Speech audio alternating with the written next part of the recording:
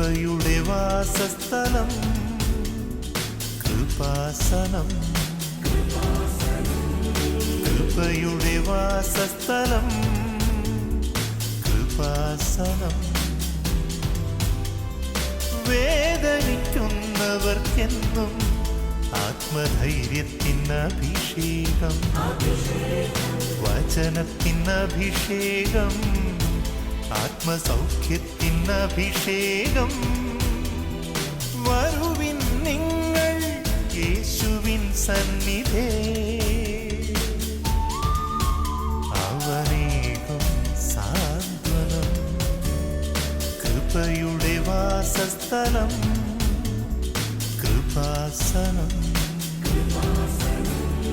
കൃപയുടെ വാസസ്ഥലം കൃപാസനം.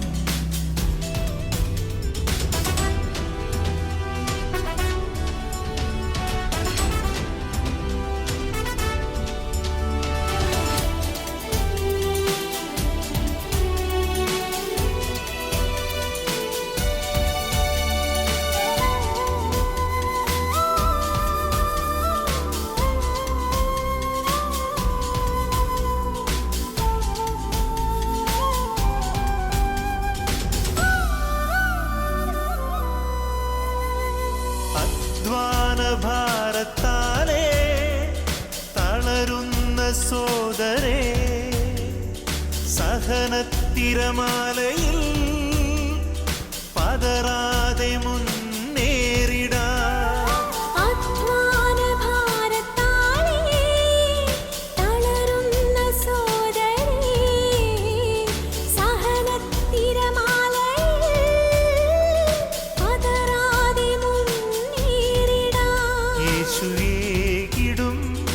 അഭിഷേകം സാന്ത്വനാഭിഷേകം. യേശുവേകിടും അഭിഷേകം സാന്ത്വനാഭിഷേകം.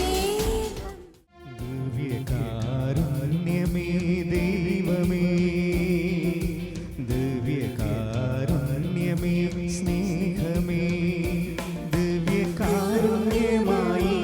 എന്നെ തേടിയെത്തുന്ന ഈശോ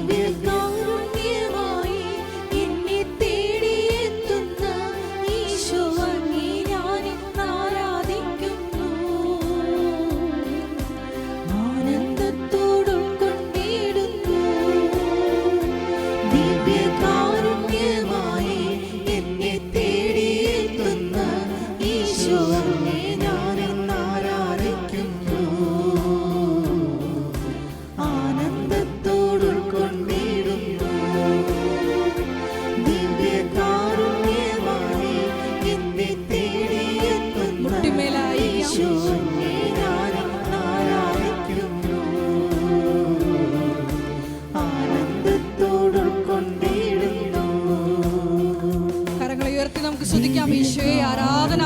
ഹല്ലേലൂയ ഹല്ലേലൂയ. ഈശോയെ ആരാധന. ഈശോയെ ഞങ്ങളെ മുഖാമുഖം കണ്ടുമുട്ടുവാൻ, ഞങ്ങളെ സന്ധിക്കുവാൻ എഴുന്നള്ളിയിരിക്കുന്ന ദിവ്യകാരുണ്യ നാഥ, അങ്ങേ ഞങ്ങൾ ആരാധിക്കുന്നു. Hallelujah hallelujah. മഹത്വം മഹത്വം. ആരാധന ആരാധന. Hallelujah hallelujah. യേശുവേ നന്ദി. യേശുവേ ആരാധന. Hallelujah hallelujah hallelujah. മഹത്വം മഹത്വം. ആരാധന ആരാധന. Hallelujah hallelujah hallelujah hallelujah. യേശുവേ നന്ദി. യേശുവേ ആരാധന. Hallelujah hallelujah. മഹത്വം മഹത്വം. ആരാധന ആരാധന. കരങ്ങൾ ഉയർത്തി സ്തുതിക്കാം. Hallelujah hallelujah. മഹത്വം മഹത്വം. ആരാധന ആരാധന. Hallelujah hallelujah hallelujah hallelujah hallelujah hallelujah. യേശുവേ ആരാധന. മഹത്വം മഹത്വം. ആരാധന ആരാധന. Hallelujah hallelujah hallelujah hallelujah. ഞങ്ങളുടെ എല്ലാ ഉടമ്പടി നിയോഗങ്ങളുടെ മേലും ഈശോയെ കരുണയായിരിക്കണമേ, ശക്തിയായിരിക്കണമേ. Hallelujah hallelujah. മഹത്വം മഹത്വം. ആരാധന ആരാധന. Hallelujah hallelujah.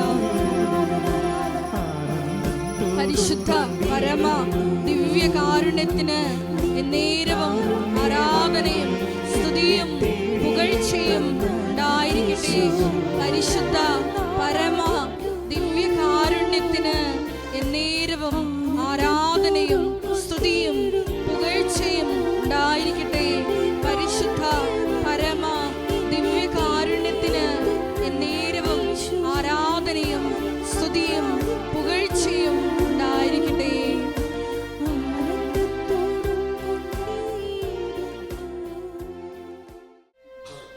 പ്രിയമുള്ളവരെ, നമ്മൾ ദൈവവുമായി ഉടമ്പടി ചെയ്ത് കഴിഞ്ഞുള്ള ഓരോ നിമിഷവും നമുക്ക് ആവശ്യമായ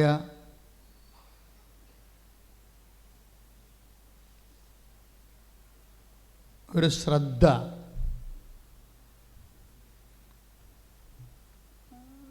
എപ്പോഴും ഒരു ജാഗ്രത നമ്മുടെ ഭാഗത്തു നിന്നുണ്ടാകണം.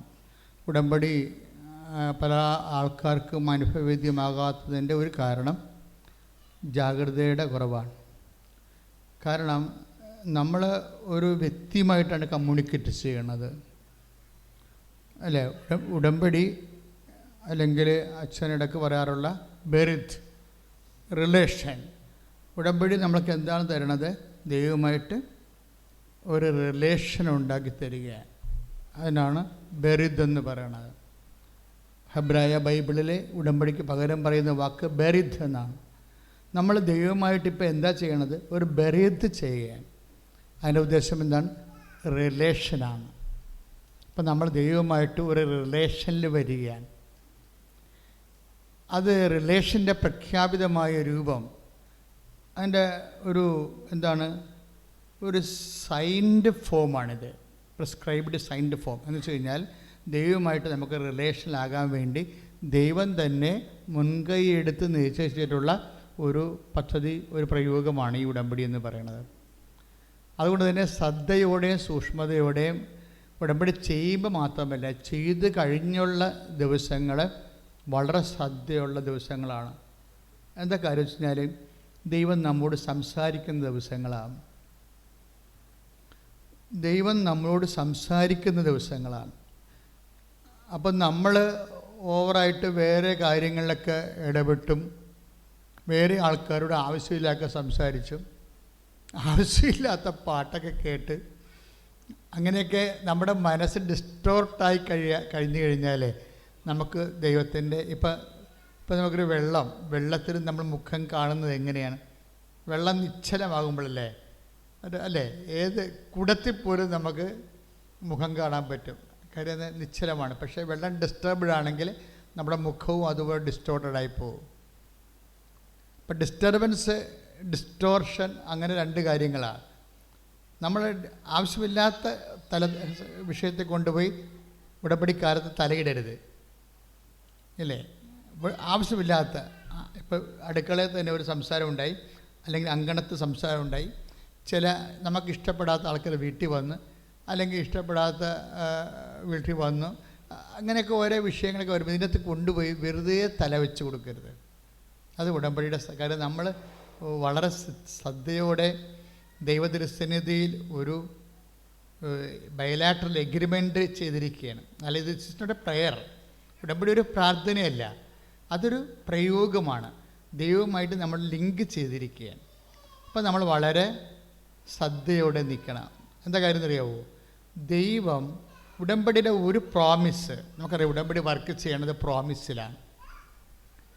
ഉടമ്പടി ആകാശത്ത് നമ്മൾ എഴുതുകയല്ല, മറിച്ച് ഉടമ്പടിയിൽ പ്രിസ്ക്രൈബ്ഡ് പ്രോമിസ് ഉണ്ട്. അതിൻ്റെ അടിസ്ഥാനത്തിലാണ് ഉടമ്പടി നിലവിൽ വരുന്നത്. പ്രോമിസ് എന്ന് പറഞ്ഞാൽ എന്താണ്? വാഗ്ദാനം, ദൈവത്തിൻ്റെ വാഗ്ദാനം. ഓരോ വിഷയം, ഈച്ച് ആൻഡ് എവറി സബ്ജക്റ്റ്, നമ്മുടെ ജീവിതത്തിൻ്റെ ഓരോ വിഷയങ്ങൾക്കും കറസ്പോണ്ടിങ് പ്രോമിസ് ഉണ്ട്, എന്നുവെച്ചാൽ വാഗ്ദാനമുണ്ട്. അതായത് അത് ആണ് നമ്മളിൽ പാലിക്കപ്പെടുമ്പോഴാണ് പലപ്പോഴും നമുക്ക് അത് അനുഗ്രഹമായിട്ട് മാറണത്. അത് മനസ്സിലായി. അതായത് ദൈവം അനാദികാലം മുതലേ ഈ ഫിസിക്കാലിറ്റി മെയിൻറ്റെയിൻ ചെയ്യാൻ വേണ്ടി, ആത്മാവിൻ്റെ ആ സ്പിരിച്വാലിറ്റി മെയിൻറ്റെയിൻ ചെയ്യാൻ വേണ്ടി ഒറ്റ പ്രോമിസാണ് നൽകിയിരിക്കുന്നത്. ഈ പ്രോമിസിൻ്റെ ഉദ്ദേശം എന്താണ്? ഫിസിക്കാലിറ്റി മെയിൻറ്റെയിൻ ചെയ്യുക, നമ്മുടെ ശാരീരിക അവസ്ഥ മെയിൻറ്റെയിൻ ചെയ്യുക. അതിലാണ് വീടുണ്ട്, വിവാഹമുണ്ട്, വഴിയുണ്ട്, ILTS ഉണ്ട്, വസ്തു വിൽപ്പനുണ്ട്, വസ്തു വാങ്ങലുണ്ട്. ഇതെല്ലാം ഫിസിക്കാലിറ്റി മെയിൻറ്റെയിൻ ചെയ്യാൻ വേണ്ടിയുള്ളതാണ്. ഇനി സ്പിരിച്വാലിറ്റി മെയിൻറ്റെയിൻ ചെയ്യാനുണ്ട്, ആധ്യാത്മികത. കാരണം ഈ കാലത്തിന് ശേഷവും വീണ്ടും വിശ്വാസിയെ സംബന്ധിച്ചിടത്തോളം നിത്യമായി ജീവിക്കാൻ വേണ്ടി ഉള്ള സ്പിരിച്വാലിറ്റി മെയിൻറ്റെയിൻ ചെയ്യാൻ വേണ്ടി ആ ഉടമ്പടിയുണ്ട്. അതിനാണ് പരിശുദ്ധ കുർബാന എന്ന് പറയുന്നത്.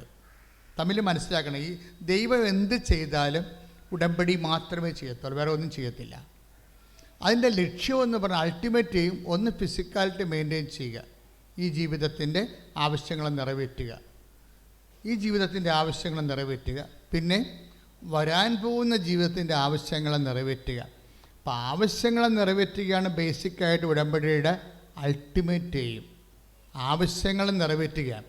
ഈ ആവശ്യങ്ങൾ നിറവേറ്റുമ്പോൾ സംഭവിക്കുന്നത്, നമ്മളെ ദൈവം ഹെൽപ്പ് ചെയ്യാൻ വേണ്ടി നമ്മുടെ ആത്മാവിൻ്റെ വാതായനങ്ങൾ മുട്ടുമ്പോൾ നമ്മൾ ശ്രദ്ധയില്ലെങ്കിൽ നമുക്കിത് വിവേചിക്കാൻ പറ്റാതെ വരും. ഈ ആത്മാവിൻ്റെ മുട്ടലുകളെ തട്ടലുകളെ നമ്മൾ അറിയണത് മറ്റ് ലോകത്തിൻ്റെ അരൂപികളുടെ മുട്ടലും തട്ടലും കൂടുതലാണെങ്കിൽ ആത്മാവിൻ്റെ മുട്ടലെ വിവേചിക്കാൻ പാടായിരിക്കും. ഉദാഹരണത്തിന് കഴിഞ്ഞ ദിവസങ്ങളിലൊരു സാക്ഷ്യം ഉണ്ടായി. ആ സാക്ഷ്യം എനിക്ക് ഭയങ്കര ഇഷ്ടപ്പെട്ടായിരുന്നു. നിങ്ങൾ നോക്കുമ്പോൾ ഉടമ്പടിയുടെ റേഞ്ച് നോക്കുമ്പോൾ ആ സാക്ഷ്യം അത്ര വലിയ സാക്ഷ്യമാണോ എന്ന് ചിലപ്പോൾ സ്വാഭാവികമായ ഒരു സംശയം വരാം. പക്ഷേ സാക്ഷ്യം ഇതാണ്. ഒരു അഞ്ചു മാണി എന്ന് പറയുന്ന ഒരു മോള് ഒരു ഉടമ്പടി ചെയ്യണ മുമ്പ് ഇവളുടെ OIT പരീക്ഷയ്ക്ക് ഇവൾ പൊട്ടിപ്പോകും. സ്പീക്കിങ് ഭയങ്കര ഡിസാസ്ട്രസ് ആവും. അവൾ പറയുന്ന ഒരു 15 തെറ്റെങ്കിലും എൻ്റെ സംസാരത്തിലുണ്ടെന്ന്. എന്നിട്ട് അപ്പോൾ നമുക്കൊരു സ്പീക്കിംഗ് പോയല്ലോ ഓൾറെഡി. പിന്നെ എന്താ ചെയ്യണത്? ഇവർ ഉടമ്പടി ചെയ്യും. ഉടമ്പടി ചെയ്ത് കഴിയുമ്പോൾ ഇവളുടെ മനസ്സിൽ പരിശുദ്ധാത്മ പറയും, നീ പൊട്ടിയിരിക്കുകയാണ് വ്യക്തമായിട്ടും, കണ്ടില്ലേ? അപ്പോൾ ഇനി വേറൊരു പരീക്ഷ എഴുതുകയാണ് നിൻ്റെ ഓപ്ഷനുള്ളത് നിനക്ക്. പക്ഷെ നീ ഇത് റീവാലുവേഷന് കൊടുത്താൽ മതി. അതാണ് പ്രശ്നം. അപ്പം അഞ്ചു പറയണത്, ബുദ്ധിയും ബോധമുള്ളവൻ ഒരിക്കലും ഇത് ചെയ്യത്തില്ല. കാര്യം ഞാനാണല്ലോ സംസാരിച്ചത്, ഞാനല്ലേ സ്പീക്ക് ചെയ്തത്. അതിൻ്റെ അകത്ത് കുറേ അധികം മിസ്റ്റേക്കുണ്ട്. ബുദ്ധിയും ബോധമുള്ള മല്ലൊരു 7,500 രൂപ മുടക്കി റീവാലുവേഷൻ കൊടുക്കുമോ? പക്ഷെ കർത്താവ് എന്നോട് പറഞ്ഞു റീവാലുവേഷൻ കൊടുക്കാൻ. അവിടെ ബുദ്ധിയല്ല വർക്ക് ചെയ്യണത്. അവിടെ എന്താ വർക്ക് ചെയ്യണത്? വിശ്വാസമാണ് വർക്ക് ചെയ്യണത്. ബോധം പോലും അവിടെ വർക്ക് ചെയ്യുന്നില്ല. ഒരുപാട് ബുദ്ധിയും ബോധമുള്ളവൻ വെറുതെ 7,000 രൂപ മുടക്കിയിട്ട് അത് കൊടുക്കത്തില്ല. പക്ഷേ ഇവളുടെ ഉള്ളിൽ നിന്ന് സ്ട്രോങ് ആയിട്ട് ഒരു ഇൻസ്പിറേഷനാണ്. നീ പരീക്ഷയല്ല എഴുതേണ്ടത്, പുതിയ പരീക്ഷയിൽ എഴുതേണ്ടത്, റീവാലുവേഷൻ കൊടുക്കുക. 40 പോയിൻ്റാണ് മറ്റേ ഉണ്ടായിരുന്നത്. പക്ഷേ ആ സംഭവത്തിന് റീവാലുവേഷന് കൊടുത്തു കഴിഞ്ഞപ്പോൾ 10-15 മിസ്റ്റേക്കാണ് സ്പീക്കിങ്ങിൽ വന്നിരിക്കുന്നത്. അതിനെന്ത് കിട്ടിക്കണേ? റീവാലുവേഷൻ കൊടുത്തപ്പോൾ എന്താ ഉള്ള മാർക്ക് കൂടി പോകേണ്ടത് ആ കണക്കിന്. പക്ഷേ ഇവൾക്ക് അമ്മ ഒരു 20 മാർക്ക് കൂടി ഇട്ടെടുത്തിട്ട് ശരിക്കും സ്കോറിൻ്റെ മെറിറ്റിൽ സ്കോർ ചെയ്ത് കളഞ്ഞു. അത്രയും വിഷയമാണ്. 20 മാർക്ക് കൂടി റീവാലുവേഷൻ. ഇത്രയും പൊട്ടത്തരങ്ങൾ പറഞ്ഞിട്ടും 20 മാർക്ക് കൂടി. അപ്പോഴേ അവൾ പറയണത് ശരിയാണ്, ബുദ്ധി അതിൻ്റെ അകത്തില്ല, ബോധമില്ല. പക്ഷെ എന്താ ഉള്ളത്? വിശ്വാസം. ഈ വിശ്വാസത്തിൽ എന്താ ചെയ്തിരിക്കണത്? ഈ പരീക്ഷ എഴുതണ്ട, മറിച്ച് റീവാലുവേഷൻ കൊടുത്താൽ മതി. അപ്പം അഞ്ചു എന്താ പറയണത്? ഇത് ബുദ്ധിയും ബോധമില്ലാത്ത വർത്തമാനമാണ്. എന്താ കാര്യം? എനിക്കറിയാം ഇതിൻ്റെ അകത്ത് ലോജിക്കില്ല. അത് ചില കാര്യങ്ങൾക്ക് ലോജിക്ക് ഉണ്ടാകത്തില്ല. പിന്നെ എന്തുണ്ടാവും? ഫെയ്ത്ത് ഉണ്ടാവും. ഫെയ്ത്തും ലോജിക്കും ചില സമയത്ത് വഴിപിരിഞ്ഞ് നടക്കുന്ന ആൾക്കാരാണ്. എപ്പോഴും ഒരുമിച്ച് നടക്കണമെന്ന് ഒരു നിർബന്ധവുമില്ല. ഫെയ്ത്തും ലോജിക്കും തമ്മിൽ വല്ലപ്പോഴും കൂടത്തുള്ളൂ, എപ്പോഴും കൂടത്തില്ല. സയാമീൻ ചിരട്ടകളപ്പുറം നടക്കത്തില്ല. ഫെയ്ത്തിനെ ചില സമയത്ത് ലോജിക്ക്, ഫെയ്ത്ത് ചിലപ്പോൾ ലോജിക്കിൻ്റെ മുമ്പിൽ കയറി നടക്കും. എന്ന് വെച്ച് കഴിഞ്ഞാൽ വിശ്വാസത്തിൻ്റെ യുക്തിയുടെ മുമ്പിൽ കയറി വിശ്വാസം നടക്കും. ഇങ്ങനെ ചില സമയത്ത്. പക്ഷേ ഇത് എപ്പോഴും നമുക്ക് വിവേചിക്കാൻ പറ്റും. ഇത് ഉടമ്പടി ചെയ്യുമ്പോൾ ഇത് നിനക്ക് റീവാലുവേഷനുമാണ് പോകണമെന്നുണ്ടെങ്കിൽ ഭയങ്കര ഇറസിസ്റ്റബിളായിട്ടുള്ള നമുക്ക് പ്രതിരോധിക്കാൻ പറ്റാത്ത ഒരു ഉൾത്തള്ളൽ ഇങ്ങോട്ട് വരും. ഈ ഉൾത്തള്ളൽ ദൈവത്തിൻ്റെ ഒരു സ്വരമാണ്. ഇത് ശ്രദ്ധിക്കണമെങ്കിൽ നമുക്ക് ജാഗ്രത വേണം. പല ആൾക്കാരെ സംബന്ധിച്ചിടത്തോളം ഉടമ്പടിയിൽ ദൈവം സംസാരിക്കുന്നുണ്ട്, പക്ഷെ അവർക്ക് ജാഗ്രത ഇല്ല. അതാണ് പ്രശ്നം. ഉടമ്പടിയുടെ മെയിനായിട്ട് വരുന്ന ഞാൻ ഇപ്പോൾ മനസ്സിലാക്കിയ ഒരു സത്യം ജാഗ്രതയാണ്. ഒന്ന് പ്രാർത്ഥിച്ചേ. കർത്താവായ ദൈവമേ, ഉടമ്പടി എടുക്കുന്നതോടുകൂടി ഞാനും ദൈവവുമായി ഞാനും അങ്ങുമായി ഒരു വ്യക്തിപരമായ ബന്ധത്തിലേക്ക് എത്തിച്ചേരുന്ന ഈ ഉടമ്പടി കാലങ്ങളിലെ അങ്ങയുടെ മനസ്സിലുള്ളത് എനിക്ക് പകർന്നു തരുമ്പോൾ ഗ്രഹിച്ചെടുക്കാനുള്ള ആത്മീയ ജാഗ്രതയാൽ എന്നെ അഭിഷേകം ചെയ്യണമേ. സ്തുതിക്കട്ടെ.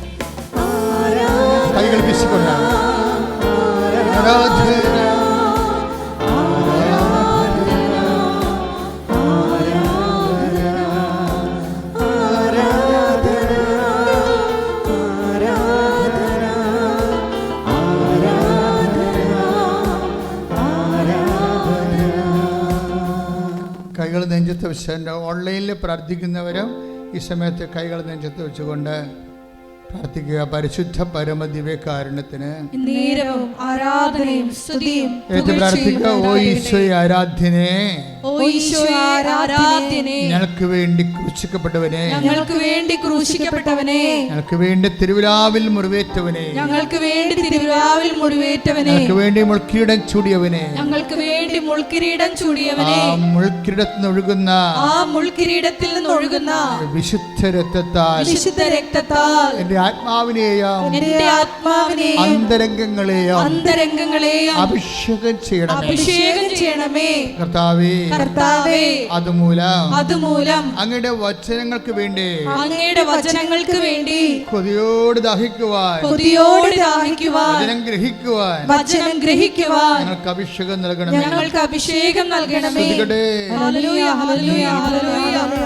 ഞങ്ങളുടെ കർണപടങ്ങളെ ആന്തരിക ഹൃദയത്തെ അഭിഷേകം ചെയ്യണമേ. Hallelujah, hallelujah. നീ മാത്രമേ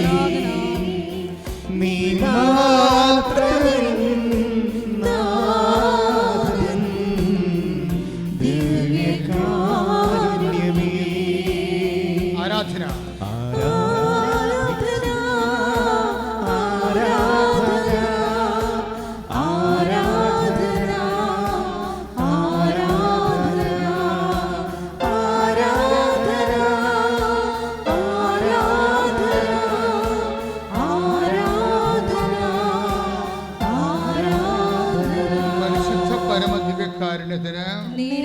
ആരാധനയും സ്തുതിയും പുകഴ്ചയും ഉണ്ടായിരിക്കട്ടെ.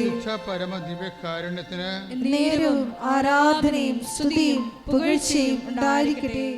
പ്രിയമക്കളെ, നമ്മൾ കർത്താവിൻ്റെ കൃപയിലെ രോഗസൗഖ്യ പ്രാർത്ഥനയിലേക്ക് പ്രവേശിക്കുകയാണ്. ഓൺലൈനിൽ പ്രാർത്ഥിക്കുന്നവർ അച്ഛൻ പ്രാർത്ഥിക്കുന്ന സമയങ്ങളിലെല്ലാം വിശ്വാസത്തോടു കൂടി അവരുടെ രോഗങ്ങളുടെ ഭാഗങ്ങളെല്ലാം കൈവച്ച് പ്രാർത്ഥിക്കേണ്ടതാണ്. അച്ഛൻ്റെ കൂടെ ആയിരിക്കുന്ന എല്ലാ സഹോദരങ്ങളും കൃപാസനത്തിൽ ഇപ്പോൾ ഉള്ളവരും അതുപോലെ തന്നെ കൈവച്ച് പ്രാർത്ഥിക്കേണ്ടതാണ്. ഇപ്പോൾ ഉദരസംബന്ധമായ രോഗങ്ങൾക്ക് വേണ്ടി പ്രാർത്ഥിക്കുന്ന സമയമാണ്. കുടലിൽ കുരുക്കളുള്ളവർ ഉദരത്തിൽ കൈവെക്കണം. കുടലിൽ ക്യാൻസർ ഉള്ളവർ ഉദരത്തിൽ കൈവെക്കണം. PCOD രോഗികൾ അടിവയറ്റിൽ കൈവെക്കണം. അർശസ് രോഗികളും അടിവയറ്റിൽ കൈവെക്കണം. അൾസർ രോഗികളും അടലുവയറ്റിൽ കൈവെക്കണം. അത് ശക്തമായി ശ്രദ്ധിക്കട്ടെ. കർത്താവെ, ഇപ്പോഴ് എല്ലാവരും ശ്രദ്ധിക്കട്ടെ. കർത്താവെ, നിന്റെ ഉന്നതമായ നാമത്തിന് സ്തോത്രം ചെയ്യുന്നു. കർത്താവേ, നിന്റെ ഉന്നതമായ നാമത്തിന് സ്തോത്രം ചെയ്യുന്ന നിന്റെ വിശുദ്ധമായ വലതുകരം കർത്താവേ, ഉദരത്തിൽ വേദനയുള്ളവരുടെയും പുണ്ണുകളുള്ളവരെയും പൊറുക്കാത്ത വ്രണമുള്ളവരെയും കർത്താവേ, കുഷ്ഠരോഗികളെ സ്പർശിക്കണമേ കർത്താവേ. ഉദരത്തിൽ മുഴവുള്ളവരെ സ്പർശിക്കണമേ. ഗർഭാശയത്തിലും ഉദരാശയത്തിലും കർത്താവേ, സിസ്റ്റുകളുള്ളവരെ സ്പർശിക്കണമേ. കുരുക്കളുള്ളവരെ സ്പർശിക്കണമേ കർത്താവെ. ബ്ലീഡിങ് മാറിപ്പോകാത്തവരെ, തീർന്നു പോകാത്തവരെ സ്പർശിക്കണമേ. നിരക്കാത്ത രക്തസ്രാവമുള്ളവരെ സ്പർശിക്കണമേ. വിസർപ്പ രോഗികളെ സ്പർശിക്കണമേ കർത്താവേ. ശ്രുതികടേ, നീ വന്ന് ശാന്തിയേകൂ.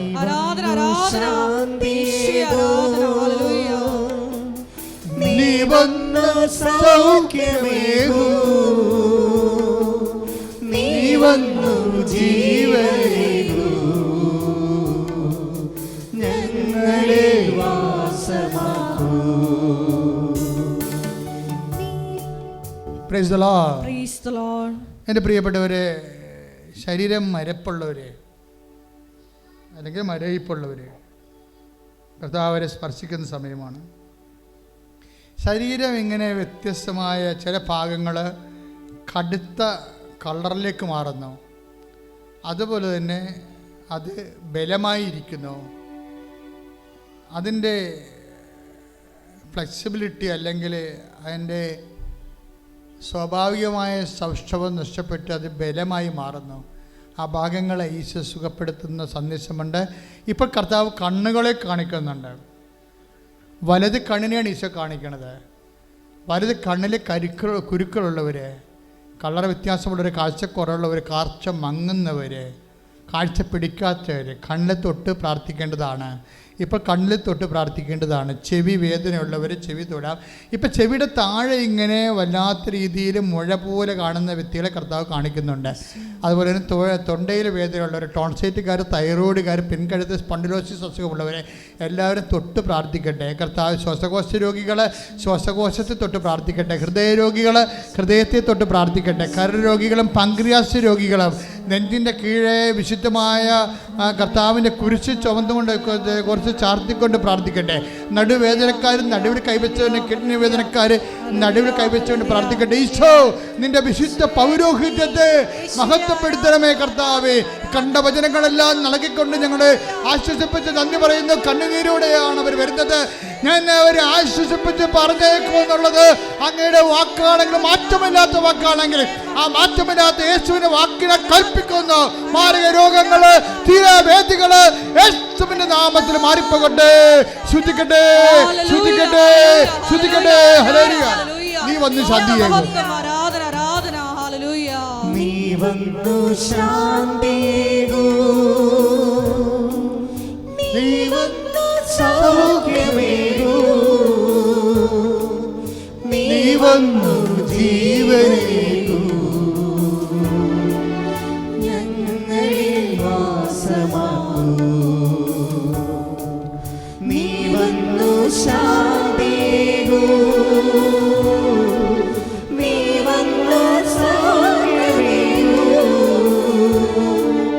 നീ വന്നു ജീവനേകൂ. സ്വരത്തിൽ പ്രാർത്ഥിക്കട്ടെ. ഞങ്ങളെ വാസമാക്കൂ. പരിശുദ്ധ പരമ ദിവ്യകാരുണ്യത്തിന് നേരും ആരാധനയും സ്തുതിയും പുകഴ്ചയും ഉണ്ടായിരിക്കട്ടെ. കഴിഞ്ഞ ദിവസങ്ങളിൽ ഈ ബാൾഡായിട്ടുള്ള ഹെഡായിട്ട് മുഴുവനും മുടി കൊഴിഞ്ഞു പോയ ഒരു സ്ത്രീ സഹോദരി വന്ന് പ്രാർത്ഥിച്ചായിരുന്നു.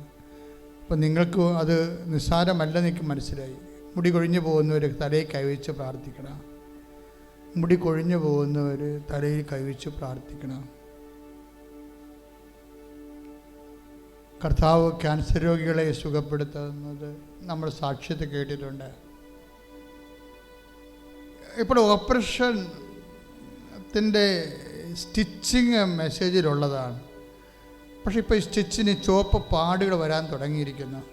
സ്റ്റിച്ചിന് വേദനയും കടിയും ചൊറിച്ചിലും ഉണ്ട്. അത് ആ വ്യക്തികൾ ആ സ്റ്റിച്ചരിപ്പോൾ കൈവെട്ടിട്ട് പ്രാർത്ഥിക്കേണ്ടതാണ്. കർത്താവ് അതിൻ്റെ ഇൻഫെക്ഷൻ മാറ്റി എന്നെ സുഖപ്പെടുത്താൻ വേണ്ടി പ്രാർത്ഥിക്കുക. നാക്കിൽ കുരിശിട്ട് പ്രാർത്ഥിക്കുന്നവരുണ്ട്. എന്തോ കാര്യത്തിന് വേണ്ടി നീ നാക്കിൽ കുരിശിട്ട്, ചിലപ്പോൾ നാക്കിന് വല്ല മുഴകളോ അല്ലെങ്കിൽ നിന്നെ പേടിപ്പെടുത്തുന്ന വല്ല രോഗങ്ങളോ വരുന്നു എന്ന് കണ്ടിട്ട് അങ്ങനെ ചെയ്തതാകാം. ശരീരത്തിൽ ഏതെങ്കിലും സ്ഥലത്ത് കുരിശിട്ടിട്ട് ഈ ആഴ്ചയിലോ ഈ ദിവസങ്ങളിലൊക്കെ പ്രാർത്ഥിച്ച വ്യക്തികളെ കർത്താവ് സ്പർശിക്കുന്നുണ്ട്. 6 വ്യക്തികൾ കർത്താവ് കാണിച്ചു തരുന്നുണ്ട്. അതുപോലെ തന്നെ ഭക്ഷണം കഴിക്കാൻ പറ്റാത്തവരും, അതായത് ഭക്ഷണം കഴിക്കാൻ പറ്റാത്തവർ, അതായത് എന്താ എനിക്കത് മനസ്സിലാകണില്ല.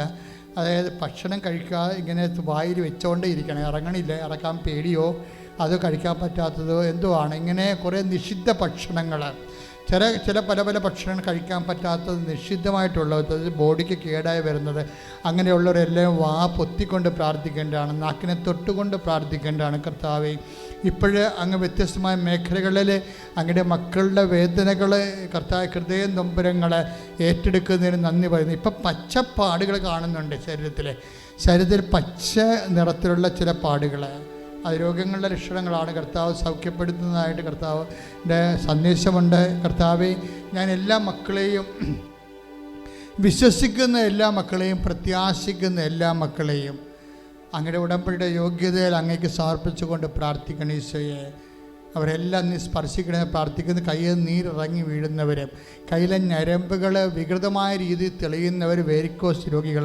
കർത്താവ് സ്പർശിക്കട്ടെ എന്ന് പ്രാർത്ഥിക്കുന്നു. കർത്താവ് സ്പർശിക്കട്ടെ എന്ന് പ്രാർത്ഥിക്കുന്നു. അതിശക്തമായി സ്തുതിക്കട്ടെ, അശുദ്ധമായി സ്തുതിക്കട്ടെ. ഹല്ലേലൂയ, ഈശോയെ, എല്ലാം സൗഖ്യം കൊടുക്കണമേ, എല്ലാ ശാരീരിക അവസ്ഥകളെയും ഏറ്റെടുക്കണമേ. Hallelujah, hallelujah. തിരുമുൻപിലണയുന്നു ഞങ്ങൾ,